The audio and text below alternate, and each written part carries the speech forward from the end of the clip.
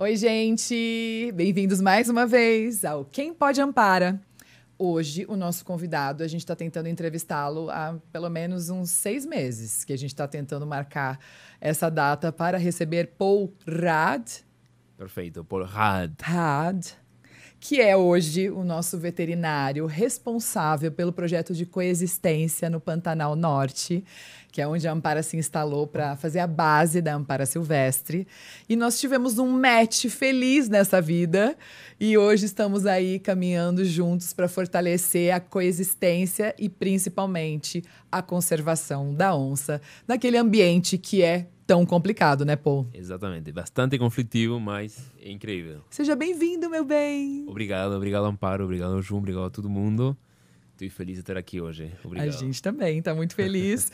E eu não tenho como começar a falar de projetos sem fazer com que as pessoas entendam o contexto do Paul, que chegou no Brasil há quanto tempo? Você é uruguaio e está no Brasil há quanto tempo? 2021 cheguei. Fevereiro de 2021. Assim que 3 anos. O que te trouxe ao Brasil? Quem me trouxe ao Brasil? Então, eu terminei minha carreira e falei, eu vou morar ou na África ou em algum lugar de Sudamérica, em alguma floresta. Olha! Sempre falei. E tinha 3 animais em mente que eu gostaria muito de trabalhar, assim, que era gorilas, ursos, onça pintado, grandes feridos. Você já tinha esses 3 animais na sua cabeça. Porque, onça gente, parda e pintada. porque o Paul, ele é veterinário e agora ele está fazendo a pós-graduação em doenças de onça, epidemiologia de onças na saúde única, associado à saúde única, é isso? Exatamente, no contexto da saúde única. Perfeito, olha só. E aí, então, você já tinha esses animais que eram as espécies favoritas e você, de alguma forma, ia se empenhar para trabalhar com elas. Exatamente. Eu ia procurar trabalhar com elas, mas chegou sozinho, sabe? Quando tem essas coisas do destino que chegam. Eu cheguei, em realidade, para trabalhar com a Anta. Trabalhei com uma muito boa pesquisadora do Brasil, que me ensinou muito. Trabalhei 1 ano durante a pandemia. Ela foi que me convidou ao Brasil, me abriu as portas. Tá. Aí me ensinou muita coisa, eu aprendi muito. Mas eu sabia que não ia trabalhar mais por muito tempo com a Anta, porque tinha outros objetivos, queria fazer um mestrado. Então aí pulei para o mestrado, tinha uma oportunidade de ir para Alasca, a uma faculdade que fazia justamente um mestrado na Alasca, onde tinha ursos, sobre saúde única. Era um mestrado de saúde única. Desde aquela época onde ninguém falava sobre o tema, você já tinha... Já tinha uma tese eu de antes. Eu fiz minha tese de graduação em 2016 sobre saúde única. Uma pausa. Explica para as pessoas o que é saúde única. Saúde única. Saúde única é um novo conceito que trouxe a OMS para explicar um contexto onde as três partes se unem. A parte humana, de saúde humana, a parte de saúde animal e a parte de saúde do ecossistema. É uma nova visão holística de ver a saúde. Saúde no todo. Exatamente. Temos uma só saúde. Antes a gente falava, por exemplo, se a população humana de São Paulo tem saúde, beleza, tem saúde. Hoje em dia não, falamos. Se a população humana de São Paulo tem saúde, os animais em torno da floresta de São Paulo têm saúde e a floresta tem saúde, aí falamos que tem saúde. Porque se os animais e as florestas não têm saúde, tarde ou temprano isso vai afetar as pessoas, porque estamos interconectados. Então, uma nova óptica interdisciplinária, sim, que integra várias partes, onde todos juntos temos que ter saúde. É muito mais integrativa e muito mais holística. Claro. E vimos que aconteceu isso na pandemia, então... Aí foi quando surgiu tudo. Eu fiz minha tese antes da pandemia, e na pandemia me ligaram do governo do Brasil, do Uruguai, Deram um boom da Argentina. no assunto. Falaram, dá palestras porque não estamos entendendo o que aconteceu com esse vírus. E estava acontecendo que estava começando a invadir vários países o vírus do Covid. E aí me di conta que era uma forma, uma narrativa muito boa para fazer conservação. As pessoas não tinham como discutir. Tem que proteger os animais e as florestas, porque dependem da saúde... As pessoas dependem da saúde deles.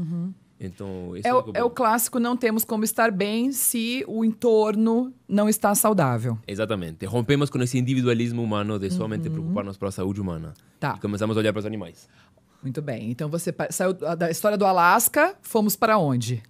Então, aí quando eu estava indo para Alasca, estava preparando tudo, procurando a visa, tudo isso. Aí uma amiga me fala, pô, você vai para os Estados Unidos, que tem tanto recurso e que é incrível, é um sonho para você ir para lá, para Alasca. Mas o Brasil, que é o coração do mundo, eu sempre falo, se fosse um grande corpo humano, o planeta Terra, no corpo humano temos diferentes partes do corpo, né?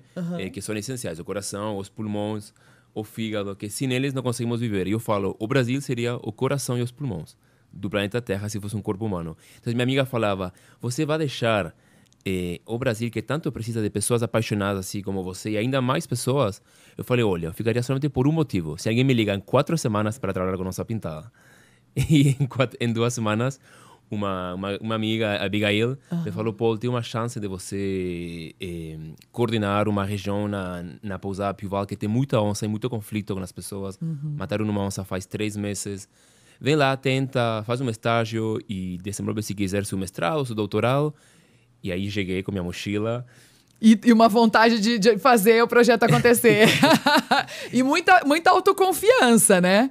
Porque você sabia onde você estava se metendo? Você já tinha, enfim, pisado no Pantanal antes ou foi a primeira vez? Trabalhei com a Patrícia Medici no Pantanal, trabalhei com ela. Mas no Pantanal Sul? Mas Pantanal Sul. Isso. Norte jamais. Era a primeira vez, primeira oportunidade no Pantanal Norte.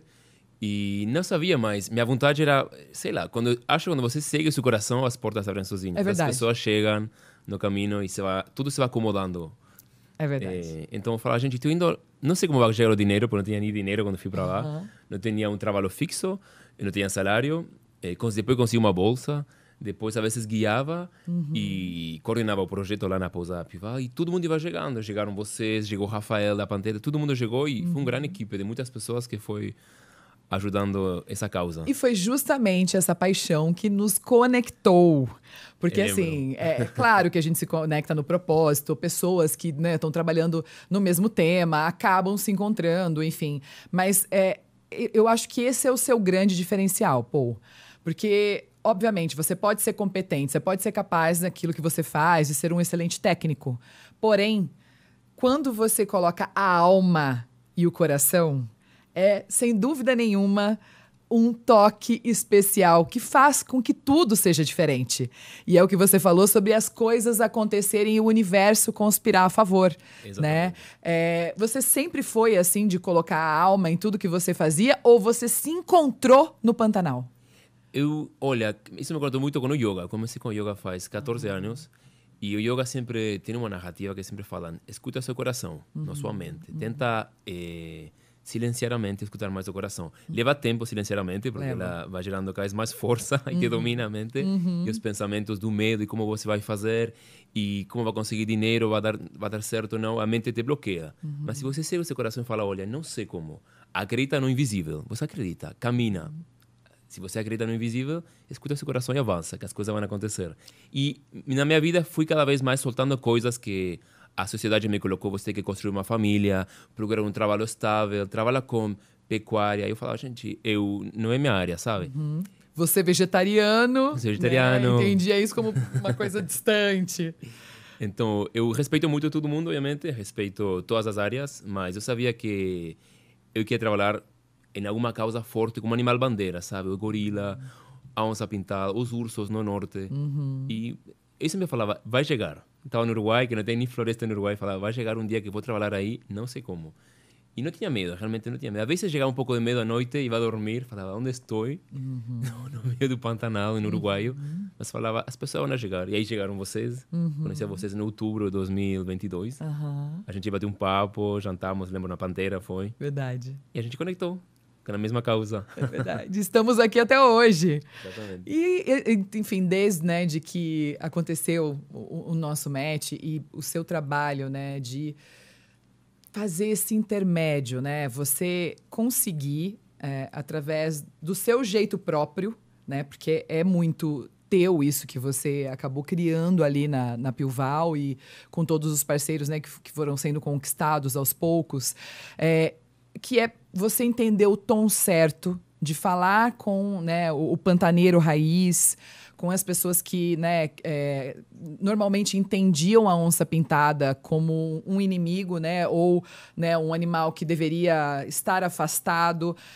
Como que você pensou em fazer essas primeiras abordagens, né? Relata pra gente assim como é que foi essa primeira experiência. Olha, eu não tinha uma receita de bolo assim perfeita. Eu vou fazer assim vai dar certo. Eu cheguei, o principal que eu me coloquei foi não seja arrogante, e seja humilde. Isso. Porque você não é pantaneiro, e a casa deles, você está entrando no território deles, e uma comunidade que mora lá faz 300 anos, e eles têm um conflito. Porque desde minha óptica, como pessoa vegetariana, pessoa que sou ambientalista, como pesquisador, claro que eu vou querer proteger a onça. Mas mesmo se é difícil para mim, tenho que me colocar nos sapatos deles e ter um pouco de empatia e falar, beleza, está com um conflito agora. Então tenho que me aproximar com uma solução para eles e escutando eles, deixando eles falar. Então, basicamente, me adoptaram os donos da pousada Pival, Eduardo Júnior, a dona Dilma. Maravilhosos, que família maravilhosa. Eles me adoptaram e eu falo hoje em dia, isso como meus pais todos. Então, eu conectei muito com eles. E eles me ensinaram a como comunicar-me com o pantaneiro. Eu escutei muito eles, escutei a realidade deles. Eles se abriram para ouvir, né? E para de repente mudar a perspectiva. Eu acho que eles já tinham, né, esse olhar de forma mais sensível, né, para a questão das onças e do conflito em si. Então, eu acho que você caiu no lugar certo, porque foi a primeira porta aberta que ia te ajudar a abrir todas as outras, né? Exatamente, foi tudo perfeito, tudo caiu no lugar certo, como você falou, Ju, porque se eu ia para outros lugares, por exemplo, Porto Jofre, todo mundo queria ir para lá no começo, porque Porto Jofre é um lugar incrível, um paraíso de onças, o lugar que tem mais concentração de onças do mundo. Para quem não sabe, gente, visitem. É incrível, aí estão todos os turistas. Mas eu pensei, mas isso é uma utopia, isso não é a realidade do Pantanal. E isso está assim porque aí a onça pintada é muito importante, porque gera muito dinheiro. Sim. Um trabalho que fez Fernando Tortato, ele demonstrou que essa região dá entre 7 a 8 milhões de dólares por ano somente de turismo, de onça. Então, essa é uma utopia, mas isso que é o 1% do Pantanal. Então eu falei, eu tenho que me aproximar. E tenho que procurar ir na região conflitiva, a realidade do Pantanal. Não tem onça, mas elas fugem e entram em conflito. Aí tenho que ir eu. Aí tenho que ser uma chave que abre uma porta, não ficar pegando fotos com onça, sabe? E aí já tem pesquisadores muito bons, fazendo muito bom trabalho. Fernando, Raíza, Ebi. E aí eu pensei, mas caí no lugar certo, porque Pival acabavam de matar uma onça queixada, que aí vocês sabem toda essa história, fazia 5 meses. Havia revoltado todo mundo nas mídias, São Paulo, porque apareceu a filmagem. Sim. E eu falei, estou na região certa. E o limite entre a cidade e o Pantanal, porque estava pouco nem a 10 minutos da pousada, e tinha muita onça e tinha muito conflito. E eles, os proprietários, eles representavam ambas realidades. A do pantaneiro, porque eles são pecuaristas pantaneiros de faz 150 anos, e sofriam por a onça, porque eles perdiam animais, gerava prejuízo à onça, mas também ele tinha a parte de outra óptica do turismo. Era uma pousada muito importante, hoje em dia é a melhor pousada da Transpantaneira, na avistagem de fauna, então eles conseguiam ver as duas partes. E eu falei, aqui é perfeito, isto representa todas as partes, em uma só fazenda. E se eu consigo fazer que isto funcione aqui, que não sei se vai dar certo, falei, vamos pular no precipício. Se consigo que dê certo, então tem que dar certo em todas as partes. Porque não é uma irrealidade, essa é uma realidade do Pantanal. Sim. E eu acho que vale aqui fazer um grande destaque nessa conversa, né, do que você falou, sobre essa região e a ligação com o turismo de observação de animais em vida livre. Né? Porque eu acho que esse tipo de atividade, ela liga tantas causas, né? Que a gente fala sobre fazer o animal valer mais vivo do que morto, que é você valorizar o animal livre em vez de preso, né? Que para quem não conhece o Pantanal, para quem nunca pensou em visitar e fala, eu brinco, falou, tudo bem, a Amazônia é maravilhosa, é única e especial, mas eu falo, não tem nada igual ao Pantanal. Para quem visita, né? Para quem gosta de observação de animais em vida livre, no seu habitat, no seu comportamento natural, como deve ser, e eu acho que o nosso tesão tem que ser nisso, a gente gostar de ver o bicho como ele nasceu para ser, desempenhando o seu papel biológico, o seu papel natural, e ali você tem essa possibilidade, né? Então, eu falo que isso, né, o brasileiro entender, porque tem muita gente do mundo inteiro que já entendeu, né? Tem muitos turistas de regiões diversas do mundo, e o brasileiro está começando a descobrir essa região, então a gente precisa muito valorizar, né? Isso eu vejo muito, porque eu venho de um país que foi muito depredado. O Uruguai está entre dois países, Salvador e Uruguai de Latinoamérica, que extinguiram a onça pintada e a onça parda. Bueno, agora apareceu umas onças pardas, mas acho que cruzaram a fronteira.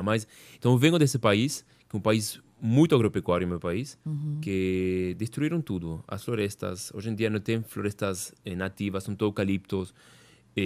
mataram todos os grandes predadores. Então, venho dessa pobreza de não ver um animal como no Brasil. E eu vejo, às vezes, as pessoas no Brasil querem viajar para fora, para Estados Unidos, para a Europa, e falam, eles têm a riqueza mais grande do mundo e o país mais importante do mundo.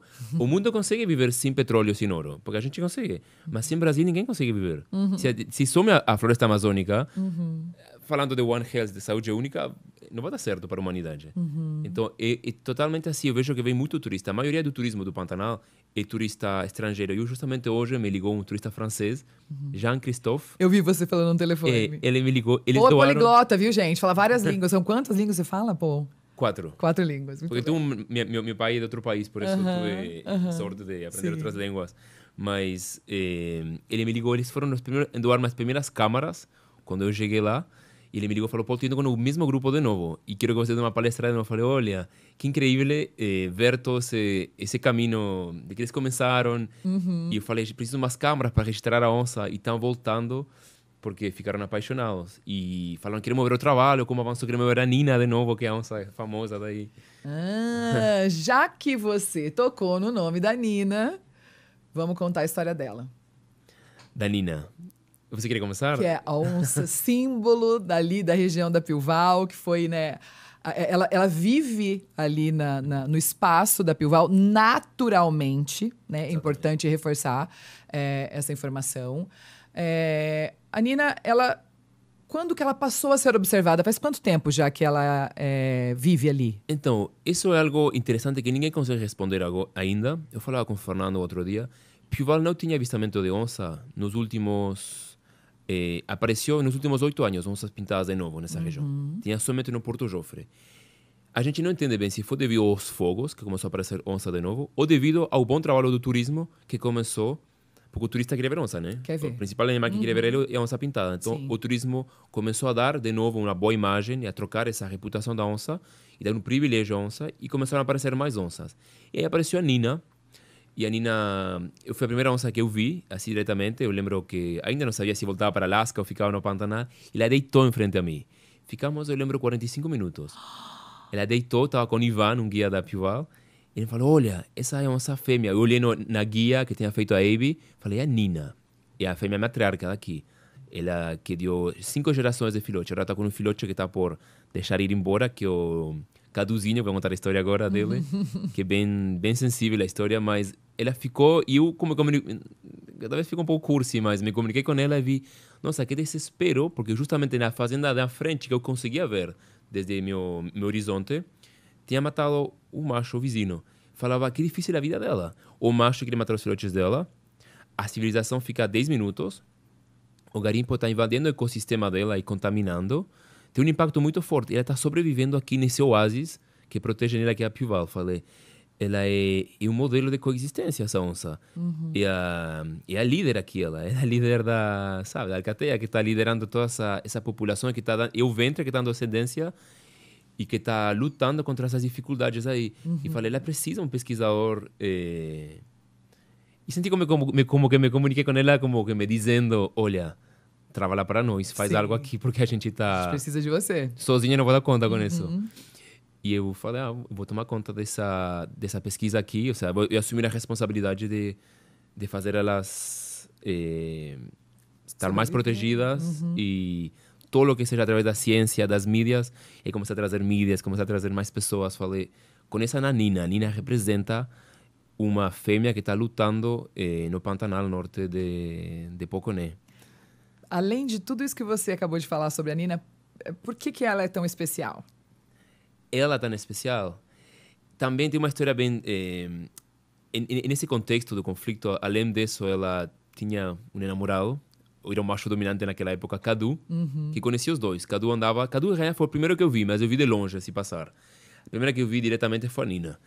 E eles acasalaram em dezembro de 2022. Elas fazem casamentos falsos às vezes, mas... Isso é incrível, né? Eu fui descobrir há muito pouco tempo atrás que elas fingem, gente, estar no cio para proteger o filhote. Exatamente. Isso é incrível. E o macho acredita que ela está no cio, então ele não vai atrás do filhote para matar ele. E aí eles acasalaram em dezembro de 2022. Ela achou que ficou grávida. A gente viu que a barriga dela começou a crescer. Em fevereiro de 2023, ano retrasado, a gente viu ela em cima da ponte gigante, assim, e falamos, tá por parir. algum filhote do Cadu, mas ele sumiu de um dia para outro. Ele morava aí fazia mais de 6 anos e sumiu e a gente nunca mais viu ele. Com certeza, por questão de probabilidade, me falaram os donos mataram ele. Algum vizinho cruzou a cerca errada e os machos andam muito. A onça pintada é um animal que anda muito, muito. Tem uma área de vida muito grande. Mas ele ficou grávida. E uma turista lembrou, um turista alemão me falou, olha, mataram o Cadu, mas na alma dele ficou no ventre da Nina. E aí tu a Caduzinho, colocamos em honor a Cadu, o filhote. Uma homenagem a ele. E ela fez tudo para proteger ele. A gente, no momento, achou que o novo macho que entrou, porque aí entrou Trovão, um novo macho, porque sempre que um macho vai embora, um novo macho pega o território. Quando chegou o Trovão, falamos, beleza, Cadu não vai vir mais. E ele começou a caçar com todas as fêmeas da região. Com a fêmea dominante, que era a Nina, a matriarca, e com as outras fêmeas, as filhas da Nina. E aí a gente falou, tá, ele matou o Caduzinho, o filho do Cadu. Ele encontrou e matou, porque ela tá caçalando. Mas ela estava fazendo um falso cio, justamente. Fingindo. Porque depois ele apareceu, o filhotinho. Ele estava escondendo. E assim ficou um ano a Nina. Fingindo para o macho e escondendo o filhotinho. E depois ele aparecia. E ele é idêntico ao pai dele. Importante também contar para quem não sabe, gente, por que acontece isso? Os machos matam os filhotes das fêmeas para que elas possam entrar no cio novamente e cruzar, né? Para que eles possam acasalar. Então, não é romântica, a lei da natureza é cruel, isso acontece, infelizmente. Mas aí, eu acho que os animais eles vão se adaptando e criando mecanismos para se proteger, né? Exatamente. É seleção natural que falam, sabe? Se ele é uma boa fêmea fazendo isso, porque tem uma boa genética, então tem que manter essa descendência. Sim. E também foi injusto, porque não foi natural isso, porque o macho que sumiu, seguramente sumiu por fatores humanos. Então, o ser humano interagiu lá. Então, esse filhote deveria sobreviver para nós, sabe? E isso sensibilizou a todo mundo, porque a gente viu a realidade da Nina. Falamos, nossa, ela é uma... sobrevivente. Uma rainha, ela tá... Uma rainha! Ela tá protegendo esse filhote, que o macho me queria matar, porque... O outro macho mataram ele, que era seu namorado, falando de forma mais romântica. E além disso, ele não sabe que cerca cruzar, porque às vezes cruzava a cerca errada, matava um bezerro do vizinho, aí me avisavam os donos, falavam, pô, matou um bezerro de fulano. Vai lá, fica toda a noite lá com o carro e fica fazendo plantão na cerca. Gente, ele faz isso mesmo. Porque sabia que se ele via a luz do carro, não ia entrar para a fazenda. A gente já ficou no telefone com o Paul de madrugada, dormindo dentro do carro, para Nina não passar para a cerca do vizinho, onde ela poderia correr risco de vida. É algo meio que... É como querer atrapalhar o vento, sabe? É algo meio que escapa das minhas mãos, porque é tão grande o Pantanal que eu não consigo controlar. É muito difícil. Mas dentro das minhas capacidades, eu faço o possível. E aí as pessoas me falam, por que você mora no meio do Pantanal? Você não consegue ter uma vida normal, me falam, entre aspas. Sim. Porque eu não sei o que é normal em realidade. Mas eu falo, olha, eu sinto, desde que escolhi fazer isso e escolher essa causa de vida, nossa, sinto que nem sequer sinto os dias passar, sabe? Sinto que não trabalho mais, sinto que... Sua vida tem um significado. É como hobby para mim, estou fazendo o que eu amo. Claro. As coisas se misturam, é muito isso. Quando a gente faz o que ama, você não consegue entender o início e o fim das coisas, né? Exatamente. Tá tudo misturado. Amanhã vou ter o meu voo para Pantanal de novo, eu já quero voltar, sabe? As pessoas me falam, nossa, você está em São Paulo, deve estar querendo curtir mais. Falo, não, eu quero voltar para o Pantanal. Não vejo a hora de voltar, porque né? o filho da Nina está ainda lá, o Caduzinho, está gigante agora. E está por ir embora. Porque eles depois fazem o que chamamos dispersão. Ele abandona a mãe e vai procurar seu território. E eu estou um pouco preocupado, porque aí quando ele vai se encontrar com a realidade do Pantanal, vai sair da Piuval... Outro momento difícil, né? Aonde vai ir? Não sei. Tomara que dê tudo certo. A gente não pode rastrear ele com um colar tampouco. Falamos com o Jorge, o responsável técnico da Ampara, porque ele vai seguir crescendo e o colar vai ficar pequenininho. Então a única forma é simplesmente desejar a melhor sorte para ele. E eu queria ver ele antes de ir embora, porque eu sei que está por ir embora. Sim. Então, ele está gigante. Ele tá enorme, lindo. Ele está lindo, igual o pai dele. E ele já está aprendendo a caçar. Deixa umas presas lá, às vezes, nas capivaras. Sim! Essa é a parte difícil, né, gente? De lidar com os grandes carnívoros. Mas mais uma vez, aceitar a natureza como ela é. Paul, acho que o trabalho que envolve essa proteção da Nina, né, fazer com que esses animais existam ali de novo, cumprindo o seu papel, vai além das fronteiras da cerca, né? Você começou na Piuval. Como que depois isso se estendeu para outras fazendas? Porque essa sua fala, né, da humildade, de chegar ali, bater praticamente na porta do vizinho e falar, olha, eu estou aqui para contribuir. A nossa ideia é fazer justamente com que você não tenha a sua perda econômica, no caso você não perca os seus bezerros, mas a gente quer fazer de tudo para manter a onça viva. né? Como que é normalmente a recepção? Porque a gente sabe que a Pilval foi uma exceção, mas normalmente, como é? Olha, vamos falar, não tem uma receita de bolo perfeita, é muita habilidade. Sim. E estratégia. Também sentir ali o clima, né? Pra ver como E você tem que saber ler as pessoas. Aham. E às vezes as pessoas, elas te leem antes que você lê elas. Então, não é fácil. Mas eu falei, olha, o pior que pode acontecer é que me falem que não, que me fechem na porta. Tive pessoas mais fáceis, acessíveis, pessoas mais difíceis, mas nunca tive um não. Jamais recebi um não. Sempre com sorriso, sempre humildade, sempre falando, entendendo eles, não colocando eles no lugar de vilão, sabe? Colocando eles no lugar de vítimas, porque em algum aspecto, em alguma óptica, eles são vítimas. Eles realmente me falam, Paulo, eu não quero matar onça, me falam, mas me gera prejuízo. Então vamos procurar uma solução, vamos ser os primeiros e os pioneiros em começar a trabalhar. Não vai ser fácil, não vai ser na solução de hoje, amanhã, sabe? Mas vamos trocar essa discursiva, essa realidade do Pantanal, que somente a solução pode ser retaliação da onça, matança dessa forma. E aí começamos a aproximar, porque em realidade eu precisava fazer um grid, estava fazendo um estudo, então um grid é colocar câmaras, armadilhas fotográficas de uma forma estratégica para saber a densidade das onças, mas a área da vida da onça era tão grande que saía da Pilval. E aí eu entendi que o território da Nina estava por fora da Pilval, o do macho também. Então, Pilval estava dentro do território dela, que é grande a fazenda, são 7.000 hectares. E aí, falando com Raíza da Pantera, uma bióloga, ela me ajudou muito, falou, olha, vamos precisar de uma área de 20.000 hectares para entender essa população de onças, como se movimenta. Aí falei, bom, bora lá. E aí, os donos de Pilval foram minha chave, assim. Eles falaram, pô, uma vez que eles acreditaram em mim e me integraram dentro da família ao banco, aí eles falaram, eu vou te levar a fulano, e me engano, pode deixar. Então, e assim, você não pode trabalhar sozinho. Se você trabalhar sozinho como os pesquisadores por um lado, não vai dar certo. É uma grande equipe que todo mundo tem que se unir e ninguém julgar. Somos todos diferentes, mas todo mundo faz parte de uma grande peça. E é isso, todo mundo que se une para fazer um trabalho para um bem comum. E o turismo também, eu sempre falo, o turismo está salvando as onças. Se não fosse por turismo, não teriam vivas as onças hoje em dia, no Pantanal. E quais são as medidas mais comuns adotadas pelas fazendas para que, no caso, né, o rebanho seja protegido do ataque das onças? Então, hoje em dia, isso eu aprendi muito do meu mestre, Rafael Hugestein. Ele foi dos grandes pioneiros na parte de conflito de onça. Referência, exato. E aí, quando eu comecei, eu sabia que a cerca elétrica, porque lia alguns artigos dele, era a melhor solução. Mas eu falei, vou me contatar com Rafael, que ele venha se integrar comigo e me ajudar. E ele foi super acessível, falou, bora lá, pô. Ele caiu em 2022, eu lembro, vino. Ele estava passando por um momento bem difícil da vida dele, mas ainda assim, em pleno tratamento, ele veio, se uniu comigo e falou, bora fazer uma cerca elétrica, aquilo que mais funciona. E colocar cerca elétrica é, hoje em dia, a solução, como tratamento mais efetivo. Você assegura que o animal fique protegido e a onça não entra a atacar ele.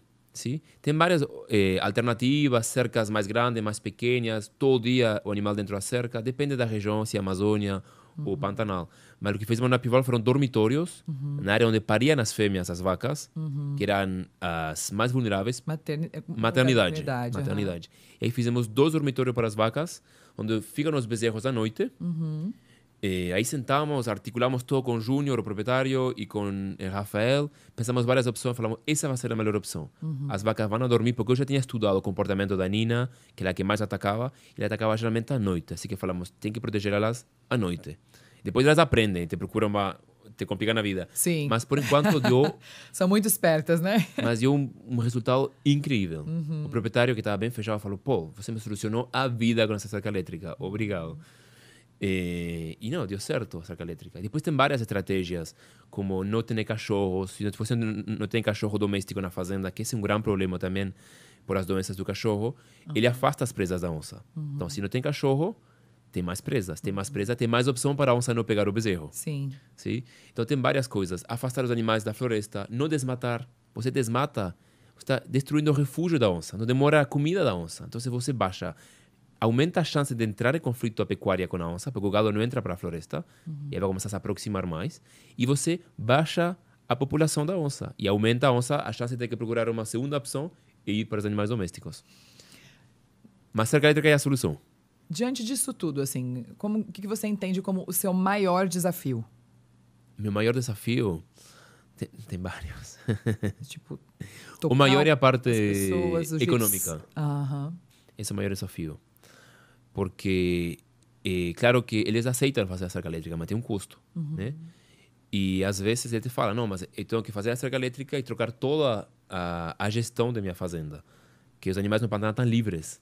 E você tem que começar uma outra forma a arrumar, de a gestionar criação. tudo e a manejar tudo diferente. Então, econômico, para mim seria uma solução poder eu colocar cerca elétrica para todo mundo, sabe? E pronto. Mas você tem que levar ele a querer fazer isso. E Fazer sair, esse investimento. e sair da região de conforto, sabe? Mas é um valor relativamente acessível para a é maioria, acessível. né? Mas às vezes os pequenos produtores Tem mais que dificuldade. têm 1 hectare, 5 hectares, têm alguns porcos e algumas uma, 2 vacas, que a onça mata uma vaca para eles, dá um prejuízo grande. E eles matam uma onça, já é um prejuízo gigante para a gente. Sem dúvida. Então, e aí ficam com raiva, e aí se gera uma cultura, que também Pantanal tem isso, uma cultura muito forte de que tem uma braveza no homem que mata a onça. Então a gente também quer desconstruir isso. Nosso objetivo é trocar essa perspectiva da onça como um vilão e mostrar às pessoas a onça é importante. Sim. E aí entramos, então a parte de saúde é única. Oh, maravilha, pode ser o link para isso, né? Porque eu vejo que, claro, né, a questão do recurso, mas eu olho para tudo isso, Paul, e eu vejo que o maior desafio são as pessoas, né? É você conseguir tanto falar uma língua que elas entendam, né? Assim, no sentido de estarmos alinhados em relação, né, a visão sobre isso tudo, ou sobre que temos que cuidar, né? Um consenso em que temos que cuidar.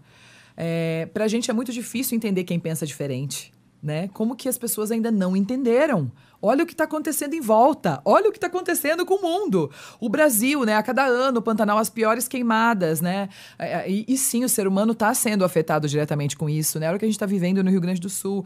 Então, é muito difícil para a gente, que já tem isso na veia, né? Perceber o tempo das pessoas e essa perspectiva que muitas vezes é diferente pela vivência, né, pela cultura e por uma série de motivos, né? Então, como não trabalhar, como trabalhar sem as pessoas, não existe possibilidade. No início eu me iludia, eu falava assim, nossa, eu vou trabalhar com bicho, eu não tenho o menor dom para trabalhar com gente, né, que é muito mais complexo. Mas é impossível.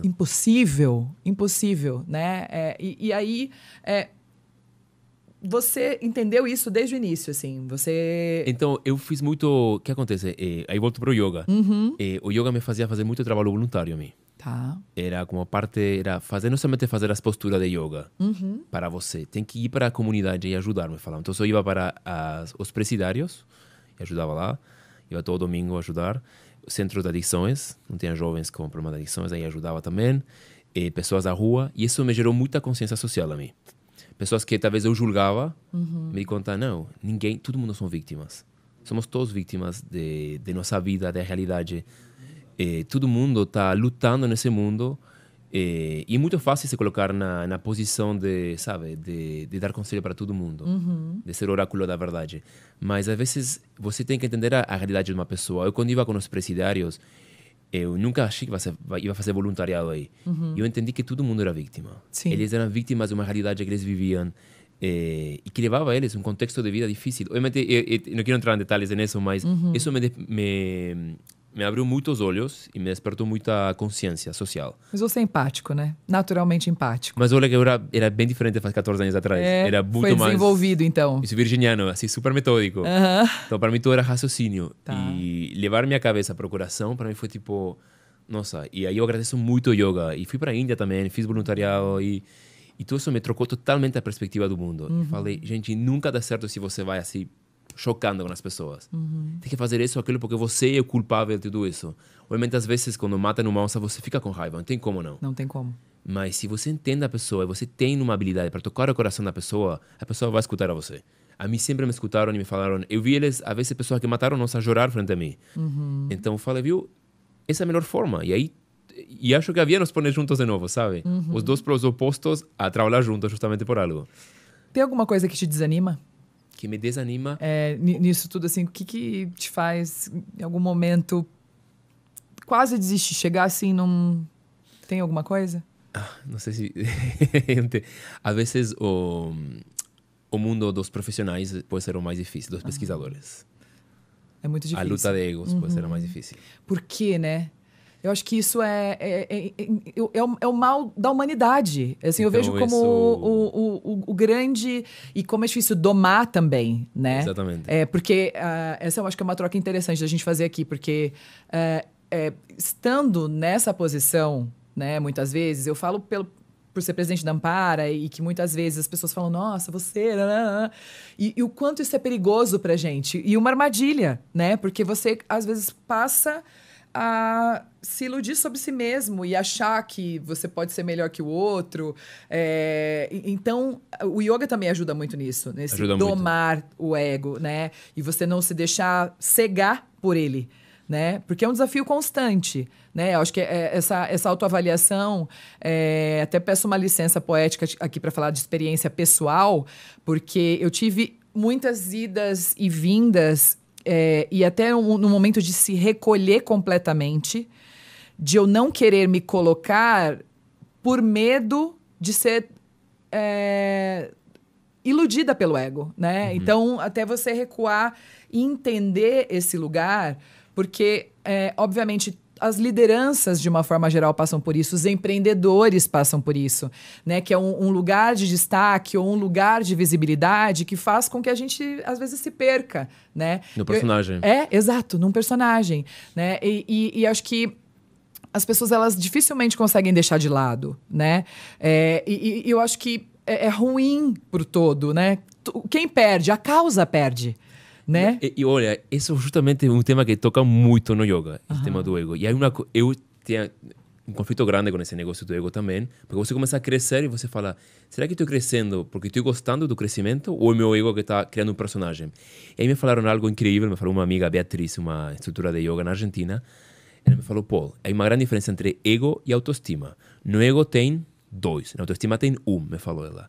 Autoestima, por exemplo, seria falar, eu faço uma muito boa pizza. Ju, te comi na minha casa hoje, vir a comer pizza, minha pizza é muito boa. Isso é autoestima, tá bom? Eu reconheço que eu faço uma boa pizza. Agora, ego, eu faço pizza melhor que você. Tem 2. Entende? Olha! Ela me falou. Nunca tinha analisado dessa não forma. Não está mal ter autoestima, mas... E o ego vai estar sempre lá, me falou, mas tenta observar ele. Colocar ele na bolsa, me fala ela. Mas isso foi uma grande ensinança para mim. Então, às vezes, se você, uma pessoa que está crescendo na sua área, tanto economia, ciência como eu, arte, pode crescer, mas tenta nunca derrubar outro para ter crescimento você. Nunca puxar o tapete de outro. Se você precisa crescer derrubando outros, aí já não é o caminho certo. Você vai se derrubar a você tarde ou temprano, sabe? E acho que, assim, aprender observando os outros, né? Porque muitas vezes a gente tem dificuldade de se observar ou de perceber o que está acontecendo nas nossas vidas. Mas, né, estar atento ao que está acontecendo. Eu acho que seria, sem dúvida nenhuma, bom para todo mundo se todos tivessem essa autoanálise, né? Essa preocupação ou né, entender qual que é, onde o meu espaço termina, onde o seu começa e que podemos colaborar, né?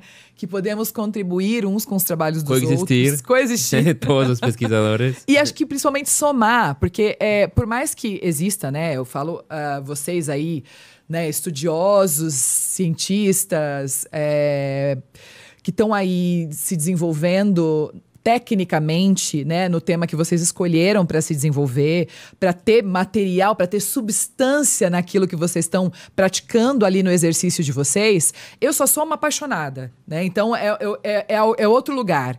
Porque também é uma mistura interessante, porque nem sempre um excelente profissional tem a paixão, que é o que a gente falou no começo. Você tem a combinação dos dois, né? E uma sensibilidade para perceber isso tudo. Então, acho que você sofre mais do que as pessoas de uma forma geral. Eu né? sou muito sensível. Eu sou sensível com os animais, eu sofro por tudo, mas Sim. Eu sempre achei que a minha dificuldade mais grande ia ser o choque da realidade pantaneira. E foram os mais fofos comigo, me receberam super bem. Para mim, o choque mais forte foram os pesquisadores. Sim. Fazer um trabalho muito bom e ficar sabendo, fulano falou de você por atrás. Eu fico sabendo sempre. Ai, lógico, todo Porque mundo você é fala amigo das pra namoradas todo mundo, deles, sim. você é amigo do que trabalha na fazenda. Sempre chega, a Falou, fofoca sempre "Gente, chega. Eles falaram assim de mim, vão me sorriem. E isso foi o que mais me machucou. Quando éramos uma grande equipe, não é tudo por a onça, sabe? Ou é por nós, ou é por a onça. E isso Bom foi se pra mim, fosse. mas isso me faz mais forte e tampouco condeno a pessoa. Às vezes a pessoa é vítima também da sua mente. E de sua baixa autoestima, ou suas inseguranças. Então, também é uma ensinança para mim. Eu não vou dizer que nunca julguei alguém também. Talvez julguei e talvez a pessoa ficou sabendo também. Então, estou jogando dois papéis. Então, eu observar sempre. O que é mais difícil no Paul? Mais difícil... O que você doma em você? Qual é o seu lado difícil? O difícil é o controle. Esse muito virginiano, tem que estar tudo feito, ser muito metódico. Você me conhece, eu sou bem arrumado, assim, tem que estar tudo organizado. Sim. Se eu falo, e como eu tenho que coordenar várias coisas lá na Pival, às vezes eu estou com o estagiário e falo, você faz desse jeito, porque me dá dor ver que me troquem as coisas no lugar. E são muitas câmaras, às vezes temos 1 milhão de fotos para ver. Passamos horas e horas e horas e falo, por favor, segue esse padrão, porque senão vou ter um dor de cabeça. E isso é algo que eu tento lutar e ser mais flexível. E estou começando a me adaptar, mas às vezes, claro, esse controle de que as coisas sejam feitas desse jeito é o mais difícil para mim. Onde o Paul quer chegar? Para onde você está olhando? Assim? Você tem isso desenhado? Ou você vai vivendo um dia de Não, cada eu me vejo sempre com a onça, em minha causa de vida. Eu sei, mas não sei se tenho bem desenhado como vai ser. Mas se puder morrer fazendo isso, seria para mim uma paixão. Nunca aceitaria que alguém me fale você tem que aposentar e agora ir a morar na cidade. Eu acho que seria matar minha vida. Então, você pensa, hoje eu sou jovem, tenho meus 30, eu consigo trabalhar, ir para o campo, ficar horas, você sabe que eu fico na água até aqui, trocando câmaras, mas, quando eu tenho 70 anos ou 60, será que eu consigo? Eu estava falando com o Rafael agora, Rafael foi comigo para a Amazônia, ele tem 70. Ele caminhou comigo na Amazônia, então eu falei, Rafael... Que ele tá em plenas atividades, tá? A gente fez uma trilha de como 7 horas dentro da Amazônia, caminhando. Eu falei, Rafael, eu quisiera chegar como você há 70 anos e poder caminhar assim. Em cima que ele passou por uns assuntos de saúde bem fortes. Sim. E ele falou, estou impecável. Ele estava impecável, acordava cedo para o campo, no raio do sol. Eu falei, cara, se eu chego aos 70, seria uma maravilha. E ele amava a Amazônia, sabia cada animal, cada pássaro, me ensinou muita coisa de pássaros da Amazônia. E para mim isso é incrível. Ele é um grande exemplo, assim. Eu também tenho muita admiração e fico feliz dele estar com a gente nessa, né? Sim. A gente está conseguindo aprender com ele e deixar esse legado, né? Esse aprendizado que foi passado para você e que, com certeza, né, a gente pretende replicar para que novos profissionais venham, para que a gente tenha uma soma, né? Essa união de forças. Que precisamos. Precisamos muito. É gigante o Brasil, não vamos dar conta sozinhos. É isso, precisamos. Precisamos. E no Pantanal? Você ainda se vê muitos anos no Pantanal? Eu gostaria de estender-me para a Cerrado e a Amazônia também, porque tem conflito também com a onça. Sim. Eu gostaria... Tem muita necessidade em vários lugares do Brasil, né? Também é algo que tenho uma grande conexão, que não cheguei ainda a trabalhar, mas gostaria muito, com comunidades indígenas também. Mas sempre com a onça pintada. Você sabe, eu trabalho muito na parte de educação ambiental. Sim. Eu amo dar palestras. Recebo muitas crianças de escolas lá na Pousada Pival, junto a Ampara, e para mim isso é incrível. Eu gosto muito. Eu comecei quando eu era jovem, fazendo residência num zoológico nessa época, no Uruguai, e aí recebia essas crianças da escola, e não sabia que ia... Quando me falaram, Paul, você vai ter que trabalhar nessa área, falei, meu Deus, as crianças, foi o melhor do mundo. Olha só. Nossa, foi o melhor do mundo. Eles me desconstruíam totalmente, porque eu chegava com o meu papo de pesquisador, que estava me formando como veterinário, e de repente eles vinham e me faziam umas perguntas absurdas. E eu morria de rir com eles, sabe? E deixava tanta inocência e admiração. Sim. Mostrava para eles os ossos, por exemplo, de uma girafa. Ficava... Nossa, era incrível, era incrível. E aí falei, gente, eu gosto muito da parte da educação ambiental. E aí eu pulei a fazer coordenar um projeto com a Jane Goodall, no Uruguai. E ela me ensinou muita coisa também. Me ensinou muito a trabalhar em equipe. Eu falo, sempre trabalhar em equipe. Grande referência. Eu falo, trabalhar em equipe. Ela me ensinou muita coisa também. Trabalhar com as crianças na educação. Vai para as comunidades locais, as comunidades indígenas. Que eles são o futuro, me falou.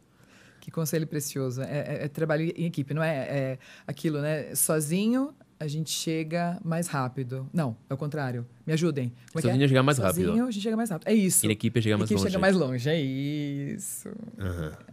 Vamos ter isso como uma mensagem central Nosso dessa mantra. conversa. Mantra da Ampara. Mantra, é isso. Paul, e o que a onça-pintada significa no contexto da saúde única? Então, é assim, a onça-pintada ela ocupa vários lugares assim, bem icônicos na conservação. Um deles é ser espécie-chave. Sim, são nomes que dão na conservação, assim, nomes na ecologia que dão. Outro ser uma espécie bandeira.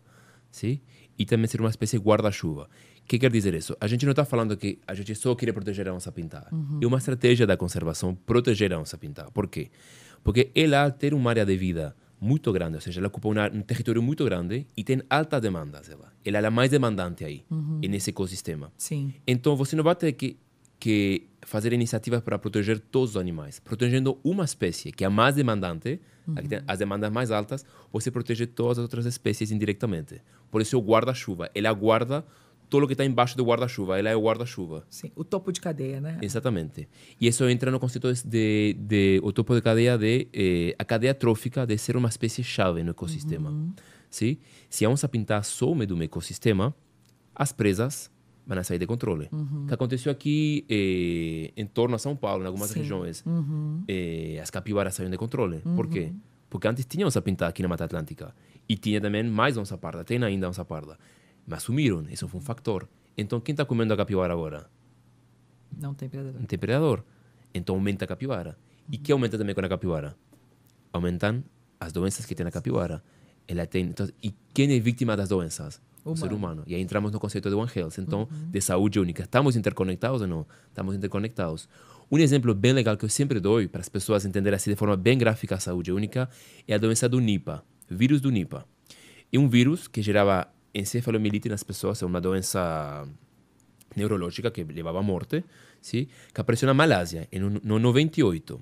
E aí te explica muito bem de forma gráfica a conexão humano, animal, ecossistema.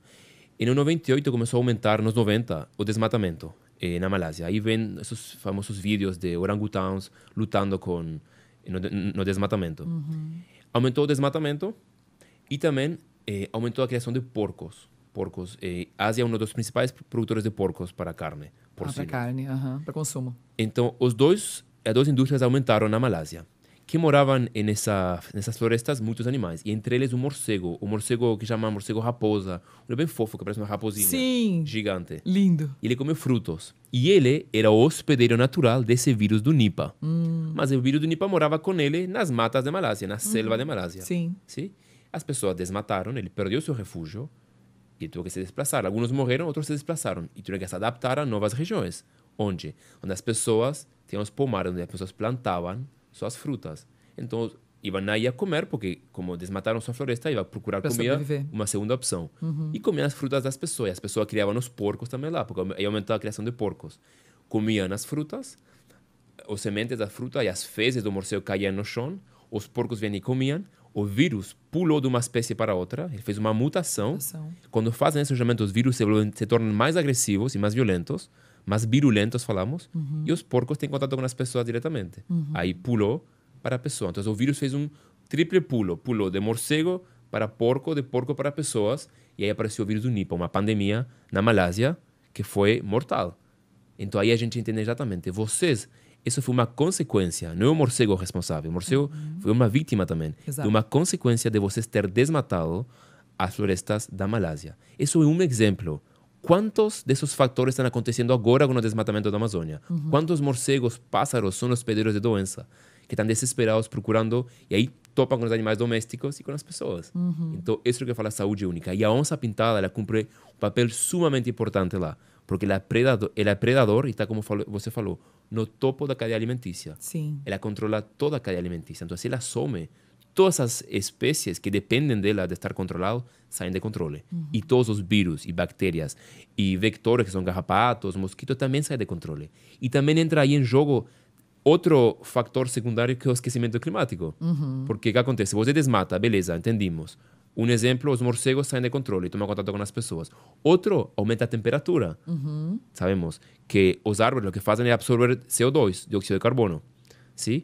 Se não absorve CO2, se acumula na atmosfera o CO2 e aí aumenta a temperatura. Aumenta a temperatura e quem se beneficia com a temperatura?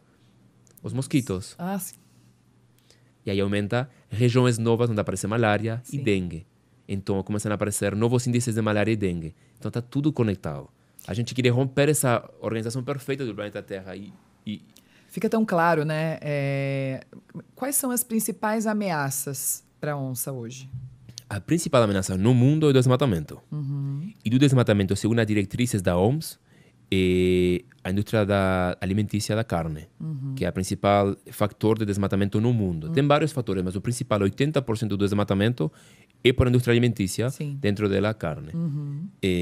Esse é o principal fator que ha extinto 51% do território da onça pintada em toda a América. Hoje em dia fica, e a maioria do território que está ficando hoje em dia, desses 50% que ainda está quedando, está dentro do Brasil. Sim. Principalmente a Amazônia e Pantanal. Então, essa foi uma das principais ameaças na América da onça pintada, que ela vai do México até a Argentina, a onça pintada. Já sumiu em algumas regiões dos Estados Unidos. E além disso, caça, atropelamento. E no Pantanal e caça. No Pantanal, o principal Pantanal não tem muito desmatamento. Aí, Pantanal, exatamente, a caça seria por retaliação, por conflito com onde a gente trabalha. Difícil. Mas há que ter fé e saber. Ah, com certeza. Que a única opção é avançar. Sim. Porque eu fico pensando, né, até, obviamente, cada bioma, né, tem a sua especificidade, tem a seu conflito ali específico, né?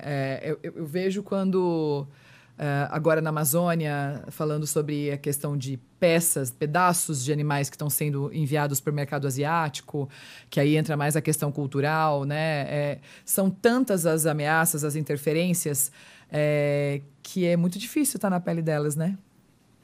É muito difícil. Há que ter também muita força, porque isso te gera muita sensibilidade. E ver isso e entender que... Isso também aprendi da Genco, uma vez falando com um amigo, ele é documentarista, ele falou para mim, Paul, eu perdi minha fé de repente. Falei, não tem mais nada que fazer. Perdi como a vontade de fazer coisas. E a gente um surto nele, falou, olha, perder a fé é perder a vontade de viver, falou. Mesmo se é 1% de fé, você vai e avança por esse 1% de fé de fazer algo. Não pode baixar os braços, sabe? Siga avançando. Mesmo se é 0,1%, avança, porque esse 0,1% inspira 10 pessoas e juntos fazem 2%. E vocês inspiram 1.000 pessoas, com as redes sociais ainda mais, e aí vai virando 5, 10. Sim. E no Brasil tem que ser um mantra. Sim. Isso. E nós somos poucos, a gente não pode se dar o luxo de desistir. De baixar os braços. É isso. Obrigada, Paul, por essa conversa. Obrigado a vocês. Obrigada por ter vindo, obrigada por ter topado. Obrigado a vocês. E obrigada por compartilhar a sua história e inspirar, tenho certeza, quem está assistindo. Obrigado. E a gente só deseja que você tenha muito mais força, muito mais tempo e caminhando aqui do ladinho da Ampara. Com certeza, vamos estar sempre juntos. Eu sou Amparito, eu me falo. Obrigada, gente. A gente fica por aqui. Obrigado.